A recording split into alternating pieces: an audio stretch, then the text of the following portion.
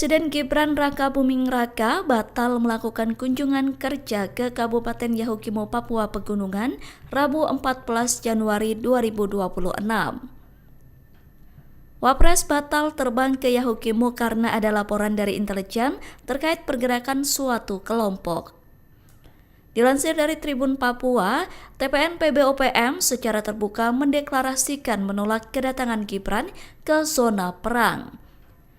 Juru bicara TPN PBOPM Sebi Sambo menebar teror dengan menembaki pesawat komersial.